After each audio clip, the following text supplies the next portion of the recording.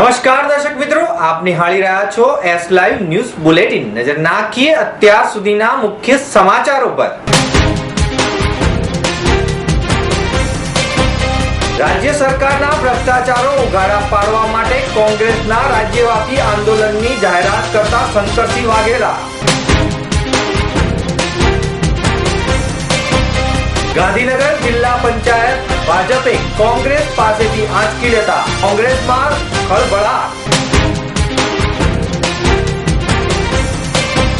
ભગવાન શંકરને રીઝવવા માટે પુરાણો કાળથી કમળ પૂજાનો ચાલી આવતો મહિમા છે અપરંપાર। પ્રથમ જ્યોતિર્લિંગ એવા સોમનાથ ખાતે લાખો ભક્તોએ ભગવાન ભોળાનાથ સમક્ષ ઝુકાવ્યું શીશ।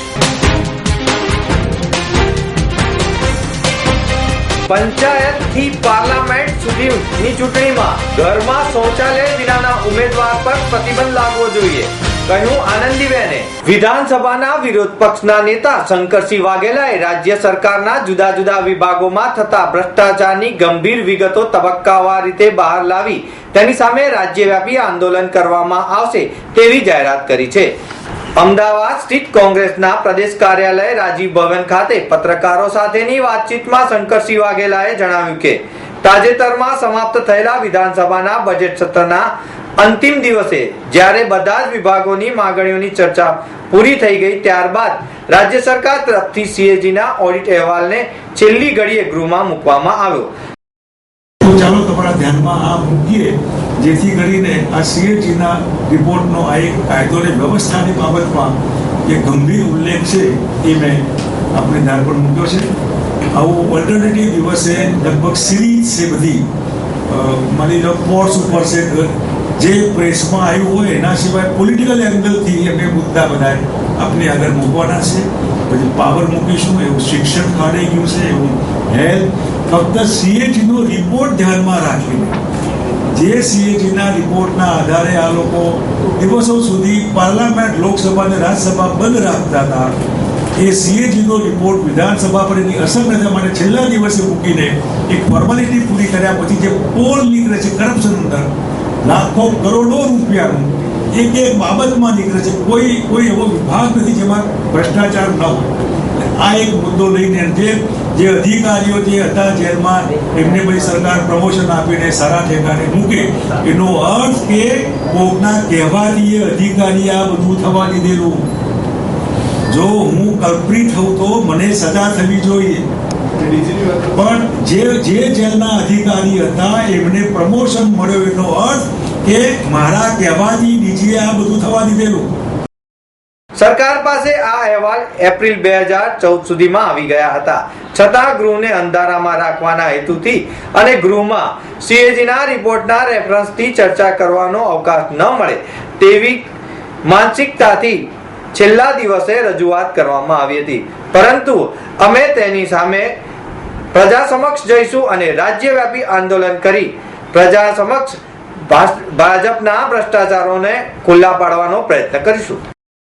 ભાજપે એકમાત્ર કોંગ્રેસ શાસિત ગાંધીનગર જિલ્લા પંચાયત પણ આંચકી લેતા કોંગ્રેસને મરણતોલ ફટકો પડ્યો છે। કોંગ્રેસના પ્રમુખ સહિત 9 સભ્યો ભાજપમાં જોડાવાથી ભાજપની સંખ્યા 17 ની થઈ ગઈ છે।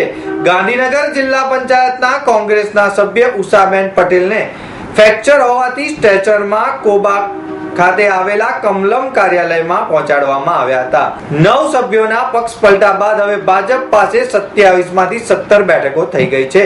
કોંગ્રેસને લોકસભાની ચૂંટણી અને ત્યારબાદ જુનાગઢ મહાનગરપાલિકાની ચૂંટણીના પરાજયની કળ હજુ વળી નથી, ત્યાં તો ફરી ભાજપે કોંગ્રેસમાં ગાબડું પાડી કોંગ્રેસને ભારે આંચકો આપ્યો છે। કોંગ્રેસ શાસિત ગાંધીનગર જિલ્લા પંચાયતમાં છેલ્લા કેટલાક દિવસથી આંતરિક જૂથબંધી વકરી હતી અને તેના કારણે ભાજપનો ભગવો લહેરાયો તેવી શક્યતાઓ ઉજળી બની હતી। 4 વર્ષ અગાઉ જિલ્લા પંચાયતમાં 19 બેઠકો હાંસલ કરી કોંગ્રેસે સત્તાના સૂત્રો સંભાળ્યા હતા અને 8 સભ્યો સાથે ભાજપ વિપક્ષની ભૂમિકા ભજવી રહ્યું હતું। 25મી જુલાઈએ પ્રમુખની 1 વર્ષની મુદત પૂર્ણ થઈ હતી, જેથી પ્રમુખને રાજીનામું આપવા માટે ફરજ પાડવામાં આવી હતી। તેવા સંજોગોમાં કોંગ્રેસના 7 સભ્યો અને પ્રમુખ હિનાબેન પટેલ સહિત 8 સભ્યોને ભાજપમાં ભેળવી દેવા ભાજપે સફળ સત્તા મેળવી છે. કોંગ્રેસને ગાંધીનગર જિલ્લા પંચાયતમાંથી સત્તા ગુમાવી પડી છે. રાજકારણ કંઈ પણ રમાયું હોય, પરંતુ જેના લીધે કોંગ્રેસમાં હાલ પૂરતો ખળભળાટ મચી જવા પામ્યો છે. પવિત્ર શ્રાવણ માસમાં હરિ અને હરની ઉપાસનાથી ભક્તો ઓળગોળ થઈ જાય છે, જેમાં ભગવાન શિવને દૂધ જળાભિષેક સહિત બીલીપત્ર સહિત કમળ પૂજાનું પણ વિશેષ મહત્વ હોય. શ્રદ્ધાળુઓમાં કમળ પૂજા કરી ધન્યતા અનુભવતા હોય છે. કમળ એ જાગૃત થયેલી પૂર્ણ વિકસેલી ચેતના છે. વિષ્ણુ ભગવાન અને લંકાધિપતિ રાવણે કમળ પૂજા કરી હતી, જેમાં ભગવાન વિષ્ણુએ શિવજીને પ્રસન્ન કરવા શસ્ત્ર કમળ પૂજાનું આયોજન કર્યું હતું, પણ તેમાં એક કમળ ખૂટતા પોતાનું નેત્ર કમળ ખોલી કમળ પૂજા કરી હતી, જેથી જ પ્રસન્ન થયેલા ભોળાનાથે વિષ્ણુ ભગવાનને સુદર્શન ચક્ર અર્પણ કર્યું હતું. જ્યારે લંકાધિપતિ રાવણ શિવ ભક્ત હતો, તેથી રાવણે પણ કમળ પૂજા કરી હતી. અંતે એક કમળ ખૂટતા રાવણે પોતાનું મસ્તક વાડી ભગવાન શિવજીને ચડાવ્યું હતું. આથી શિવજી પ્રસન્ન થયા અને તેમને ઘણા જ વરદાન આપ્યા.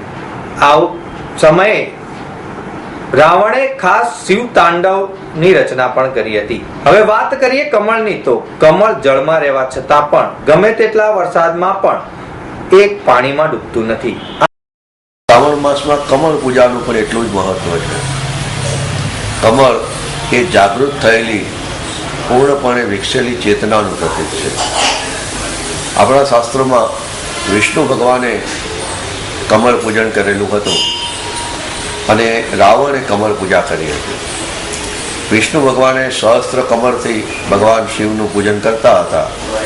એમાં એક કમળ ખૂટ્યું અને ભગવાને પોતાનું નેત્ર કમળ શિવજીને અર્પણ કર્યું અને શિવજીએ પ્રસન્ન થઈ તેમને સુદર્શન ચક્ર આપ્યું.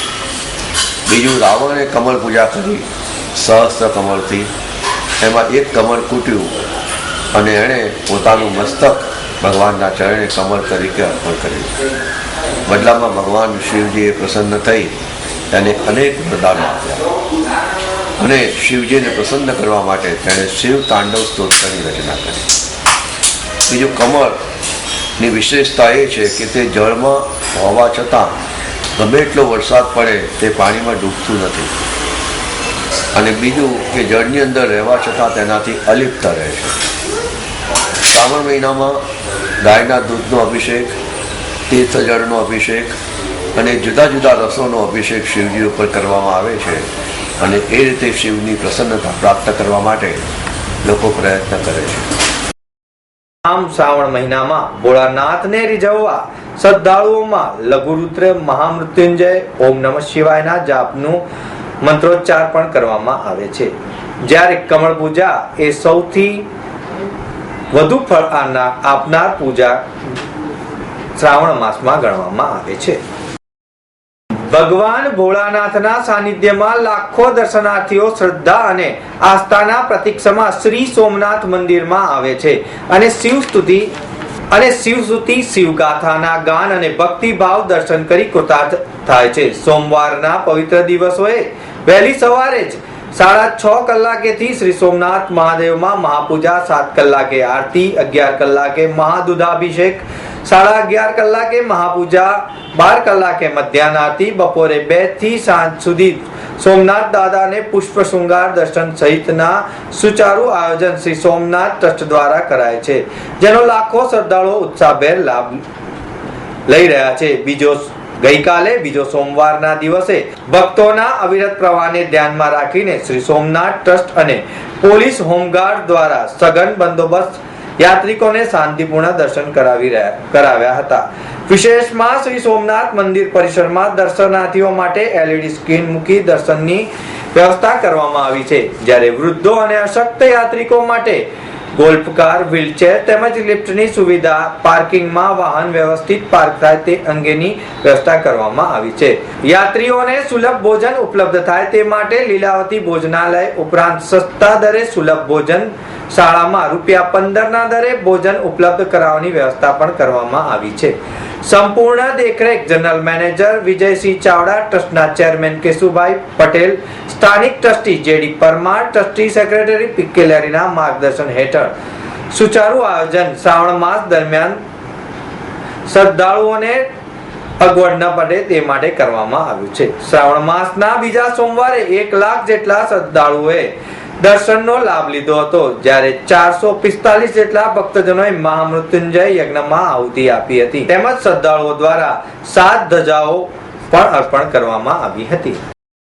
મુખ્યમંત્રી આનંદીબેન પટેલે જણાવ્યું કે આદિજાતિ વનબંધુ ગ્રામ્ય વિસ્તારમાં આંતરિક પાણી વિતરણ વ્યવસ્થા સ્વજલ ધારા યોજનાના લોકાર્પણની 10%ની રકમ રાજ્ય સરકાર આપશે. મુખ્યમંત્રીએ ગાંધીનગરના મહાત્મા મંદિરમાં યોજાયેલા મહિલા સમિતિઓના સશક્તિકરણના રાજ્ય કક્ષાના સંમેલનનું ઉદ્ઘાટન કર્યું હતું અને 2772 પાણી સમિતિઓ ને 27.5 કરોડની સ્વનિર્ભરતા અનુદાનની રાશિ અર્પણ કરી હતી. આનંદીબેન પટેલે ગ્રામ કક્ષાએ પાણી વિતરણ વ્યવસ્થામાં નારી શક્તિની સક્રિય ભાગીદારી પ્રેરિત કરવા મુખ્યમંત્રીએ મહિલા પાણી સમિતિને પ્રોત્સાહન યોજના અન્વયે 100% મહિલા સમિતિઓ ધરાવતી સમિતિઓને પ્રત્યેકને ₹1 લાખનું અનુદાન એનાયત કર્યું હતું. આ કાર્યક્રમમાં આનંદીબેને શૌચાલયના મામલે પોતાના ક્રાંતિકારી અભિગમનો પરિચય આપતા જણાવ્યું હતું કે હું માનું છું કે દરેક ઘરમાં શૌચાલય ફરજિયાતપણે હોવું જોઈએ. મારા વિચાર પ્રમાણે તો પાર્લામેન્ટથી પંચાયત સુધીની કોઈ પણ ચૂંટણી લડવા માંગતા ઉમેદવારે પોતાના ફોર્મની સાથે જ તેમના ઘરમાં શૌચાલય છે કે નહીં તેની પણ વિગત આપવી ફરજિયાત કરવી જોઈએ. તો મિત્રો, આ હતા અત્યાર સુધીના મુખ્ય સમાચારની ખાસ ગતિવિધિ માટે આપ નિહાળતા રહો S Live ન્યૂઝ બુલેટિન. નમસ્કાર.